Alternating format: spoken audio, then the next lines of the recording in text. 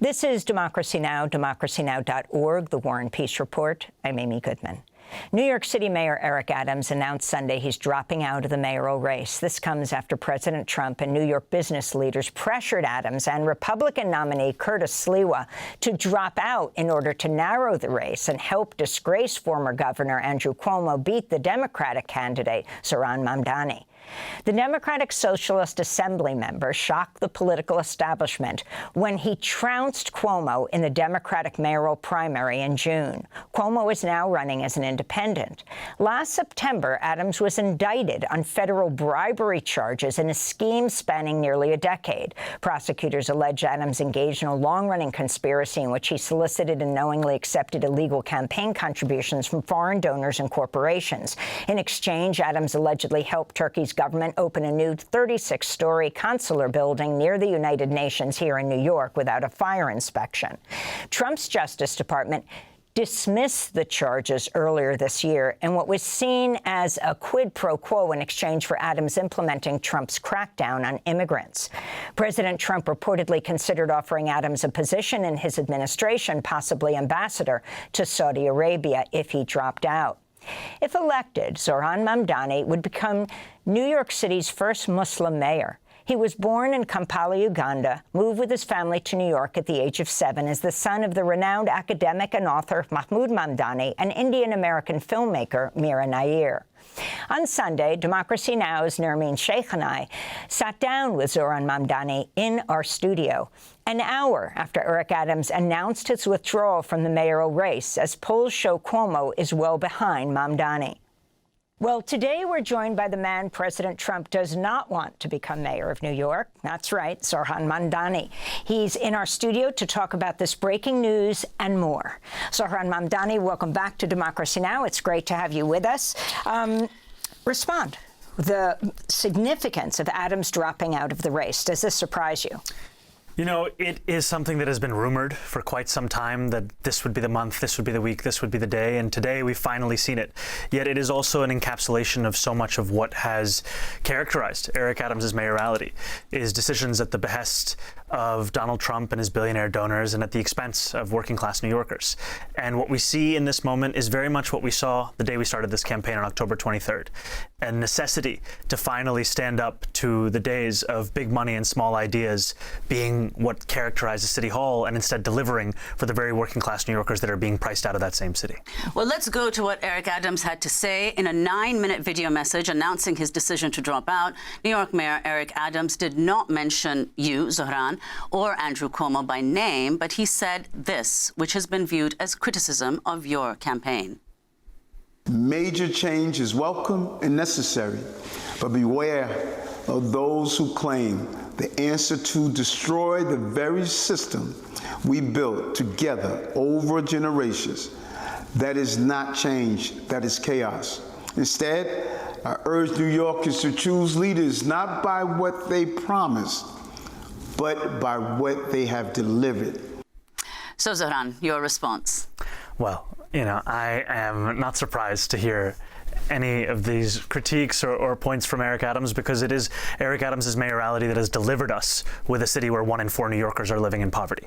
And in that same video, he diagnoses what the issues are that New Yorkers face. He speaks about the necessity of lowering costs, of improving quality of life, of keeping New Yorkers safe. And I don't contest the diagnosis. I contest his delivery, however. This is a mayor who raised the rent by 12% on more than 2 million New Yorkers, a mayor who priced New Yorkers further out of childcare, a mayor who has time and time again exacerbated a cost of living crisis, whether by raising the water bill or supporting Con Edison when they wanted to raise gas and electric. And so I wouldn't take advice on addressing that same crisis from the man who's been inflaming it time and time again. Well, could you say, Zohran, what do you think the impact of his dropping out will have on your electoral prospects? I think it's very much the same race. We have seen over the course of this race, especially in the final weeks and months of the primary, that Andrew Cuomo wanted nothing more than a one-on-one fight with me. And we gave him exactly that. And and then we beat him by 13 points.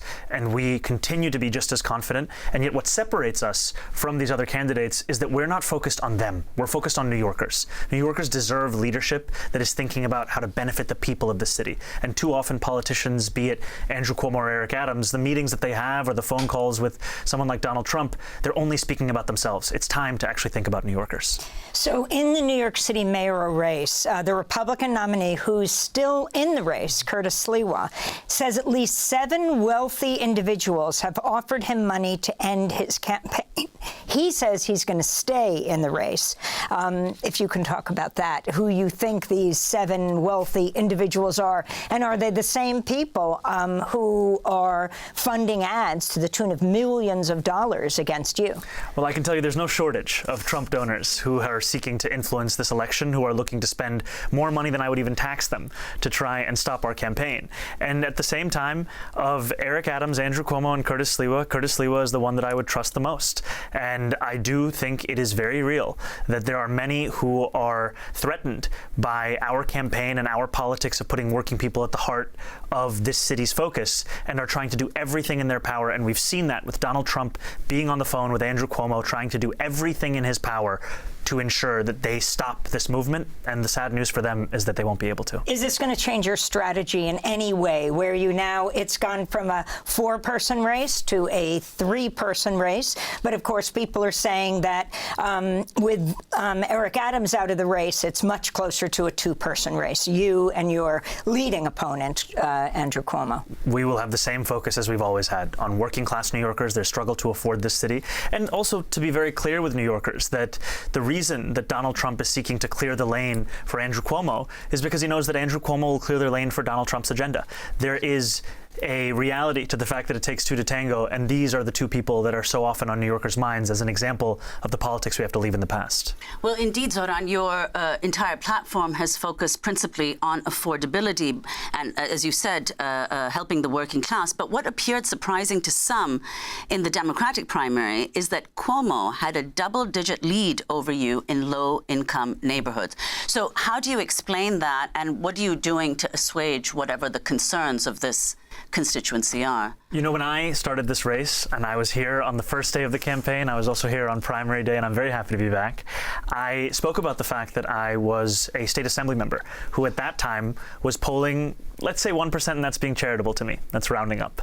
And I think for much of the campaign, it was introducing myself and our movement to New Yorkers. And we introduced ourselves to quite a few, which by the end of that primary meant that we won close to 600,000 votes. And yet that work still continues, because when I'm running against Andrew Cuomo, it's not just his name or his record that comes to mind for New Yorkers, it's also that of his father. And so for many New Yorkers, that was the association that they began the race with. And now we are building a coalition that shows our agenda is one that will deliver that affordability to each and every New Yorker. So let's talk about affordability and talk about your planks. I mean, I think people are looking at this all over the country. And the question people have is, how can this be afforded? For example, when you have free childcare, when you have free buses, you put a rent freeze on rent-stabilized apartments. So housing and city-owned grocery stores. Go through your planks. It's not that it's never been tried in the country, and in many cases very successfully, but you're putting it all together. And I think it requires an approach that addresses this crisis across the lives of New Yorkers. You know, New Yorkers are not just bus riders or parents. They are all of these things at once, while also many of them being tenants.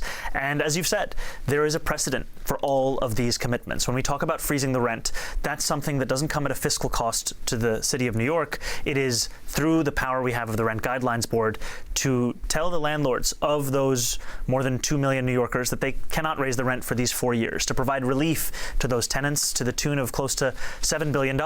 And also to still work with those landlords to reduce the cost burdens they're facing from insurance, from the water bill, from Con Edison, because it's not a competition, it's a question of ensuring that this is affordable and workable for each and every New Yorker. And if we think about universal childcare, the cost of universal childcare is around $6 billion, significant amount of money. Has to be put in the context of a $116 billion municipal budget, more than $250 billion state budget, and also the context of the fact that it's costing us nearly 4 times as much to not have affordable childcare. And what I mean by that is a few years ago there was a study of the economic costs of that lack of affordable childcare, and it found it close to $23 billion, because it is, after housing, the leading cost pushing New Yorkers out of the city, which makes sense given that it's $25,000 a year for a New Yorker to find childcare for their one kid. And so this is an agenda that delivers on that, and it's one that also understands when you are faced with these costs, you are faced with a political choice. And it's a choice I believe we have to make for working New Yorkers, and I think that there are 2 clear revenue streams to raise the money necessary to fund this. And that is? That is raising personal income taxes on the top 1% of New Yorkers. That's New Yorkers who make $1 million or more a year by 2%,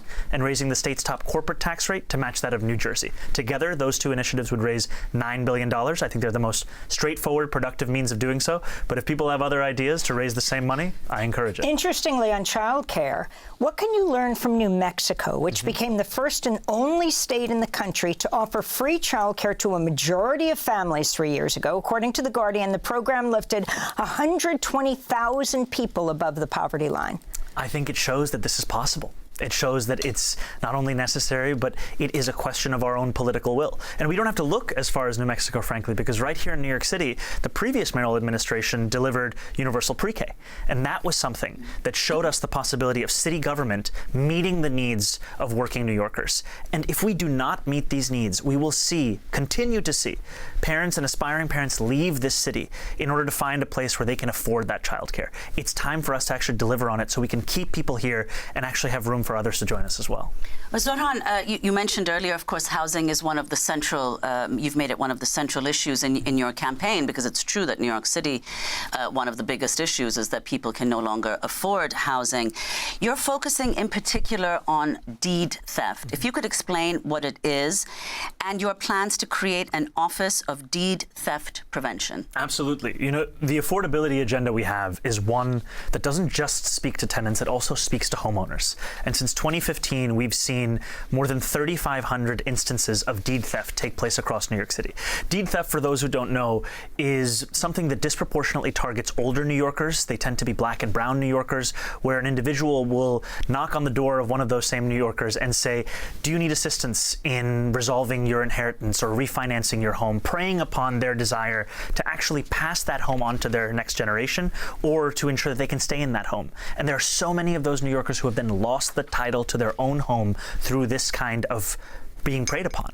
And so our office would take advantage of the new state rules that have allowed the city greater enforcement authority on this issue. It would also fund for about $20 million lawyers and further legal assistance for New Yorkers who would then be proactively reached out to by the city of New York, and would look at the example of a Tangled Title Fund in Pennsylvania and bring the success of that here so that the city is assisting New Yorkers in ensuring that their next generation can inherit their home, as opposed to leaving them to the prey of someone who would look to actually engage in deed theft. Well, let's talk, Zohran, about issues that, of course, are very relevant to people in New York, but the principal action is happening elsewhere, and what you've commented on many times, namely what's unfolding in Gaza. Right now, Israeli Prime Minister Benjamin Netanyahu was just here in New York, scheduled to meet Trump on Monday. So if you could talk about what you've heard from New Yorkers on this issue.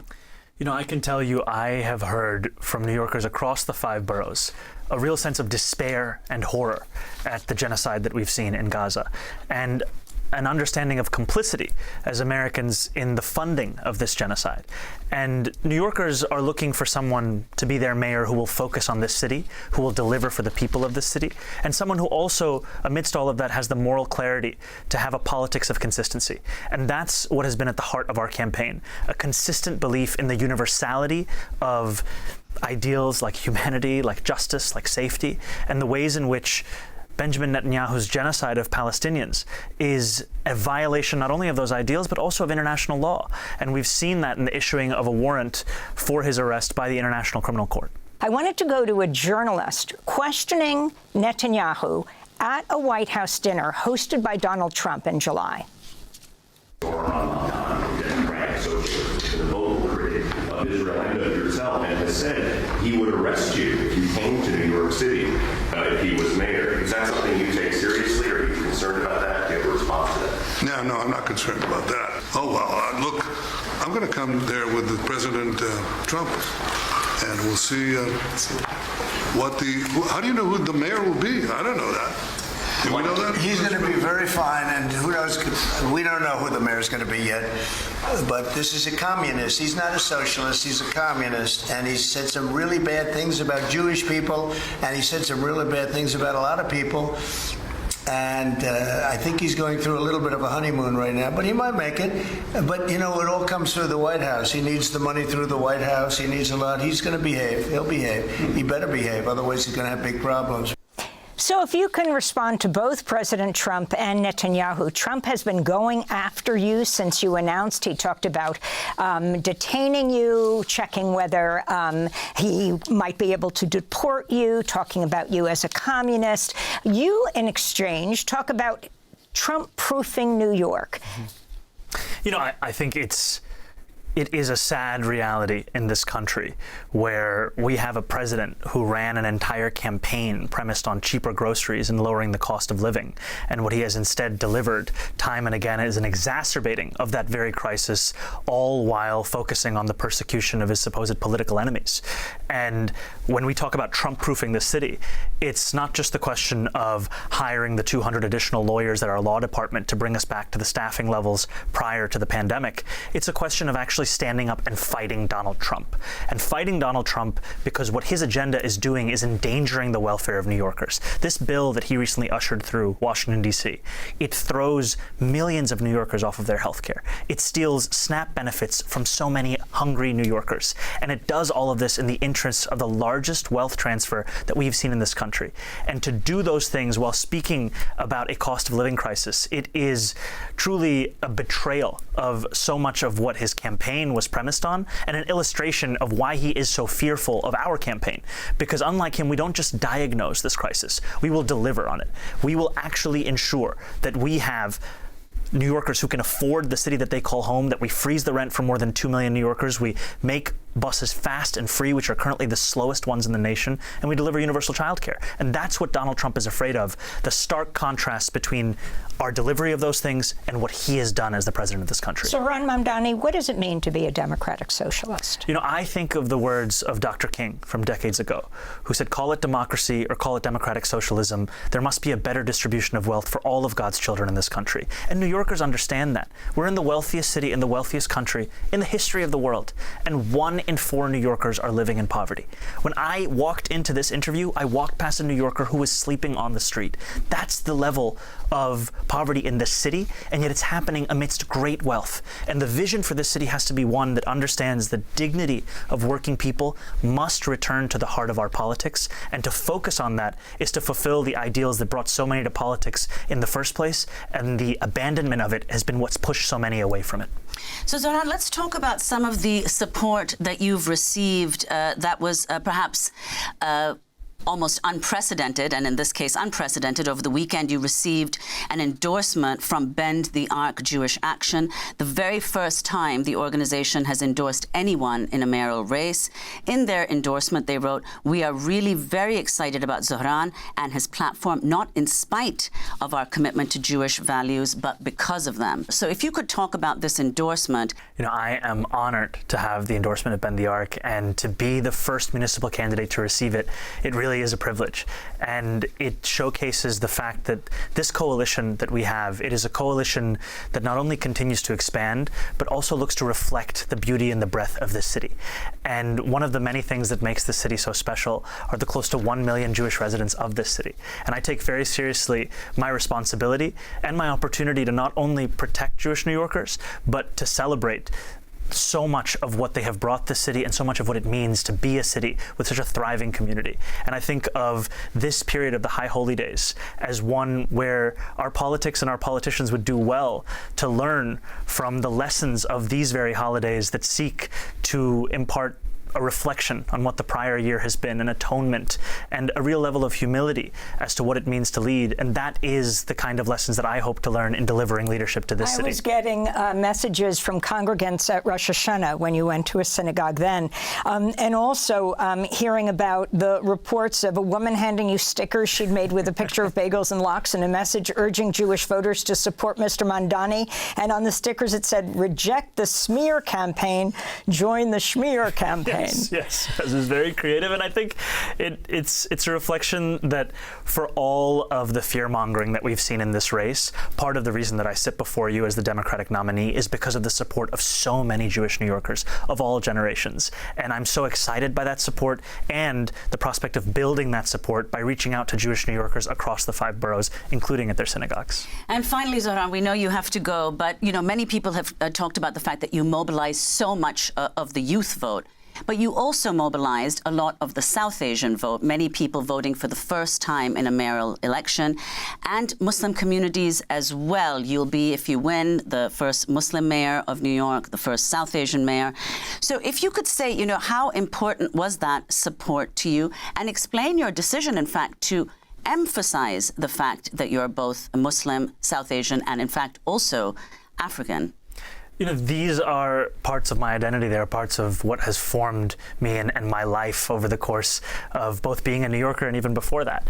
And I think it's a desire at the heart of our politics to ensure that these electoral outcomes, these contests that we have, that they actually reflect the city at large. Too often, New York City politics is focused on an ever-narrowing group of New Yorkers, the ones who vote every primary. And yet we know that there are so many New Yorkers who call the city home just in the manner of those voters, but are not spoken to with the same respect, are not given the same kind of time. And from the beginning of this race, we said we wanted this race to look like the entire city.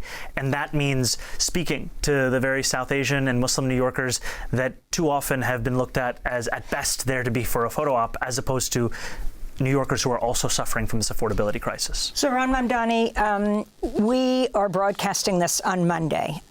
We spoke to you on Sunday, right after Adams said he's pulling out of the election campaign. We also spoke to you the day after he was indicted on corruption charges. Of course, Trump would dismiss those charges later. But I also wanted to ask you, on this day, Monday, that we broadcast this, apparently the Democratic leaders will be at the White House, Hakeem Jeffries, Minority Leader Chuck Schumer, meeting with Trump over the whole issue of the budget and whether the country is going to be shut down. I want to know which is more contentious, that meeting, Trump, Schumer, and Hakeem Jeffries, or their meetings, Hakeem Jeffries and Schumer, with you. I was just watching Senator Van Hollen, who is really castigating his fellow Democrats who had not yet supported you. Many have, from corporate Democrats, conservative Democrats, on to progressives. But talk about that. Hakeem Jeffries and Chuck Schumer not having supported you yet, even though you are the Democratic primary candidate. And what is being said in these meetings? They keep saying they're talking to you.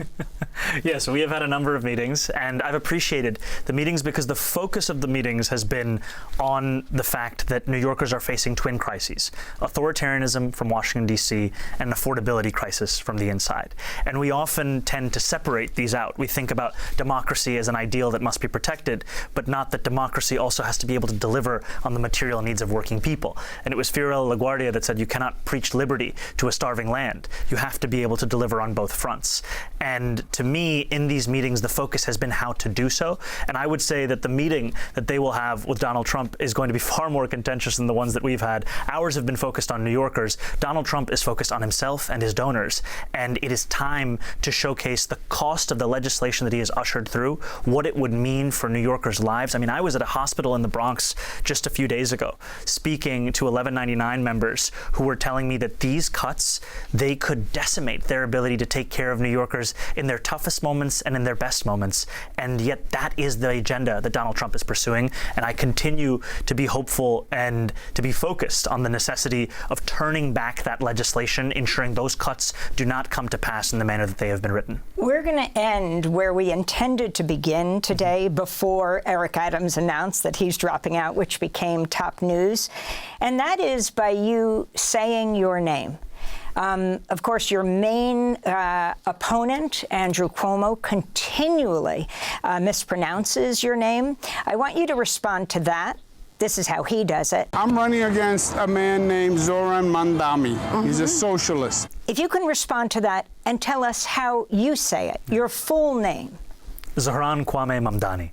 And I think what has been offensive to me is not whether a New Yorker can say my name on their first attempt or their second, but that what Andrew Cuomo has done is to deliberately mispronounce that name.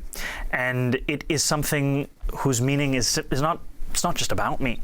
It's about how so many New Yorkers have to deal with this in their own workplace, in their own lives. You know, I was at a mosque recently for Friday prayers, and I asked the uncles and the aunties there to raise their hands if they've ever had to deal with the basic indignity of having the name that they were given be butchered time and again with an intention of belittling them. And hand after hand after hand raised. And that shows me the ways in which so many have been overlooked at the very least. And our campaign, it's not a campaign to ensure that everyone can say my name. It's a campaign to ensure that each and every New Yorker is celebrated for the fullest version of themselves, who they actually are, and belonging to the fabric of this gorgeous mosaic, as David Dinkins once called it. And your middle name, Kwame, where it comes from? I was named by my father after Kwame Nkrumah, the first Prime Minister of Ghana. And it is a point of pride for me and a reflection of the fact that I would also be the first immigrant mayor of the city in generations. I was born in Kampala, Uganda, in East Africa, moved here when I was 7. It's the city where I grew up, the city where I met my wife, the city where I got my citizenship, and hopefully the city I will lead. Thanks for watching Democracy Now! On YouTube. Subscribe to the channel and turn on notifications to make sure you never miss a video. And for more of our audience-supported journalism, go to democracynow.org, where you can download our news app, sign up for our newsletter, subscribe to the daily podcast, and so much more.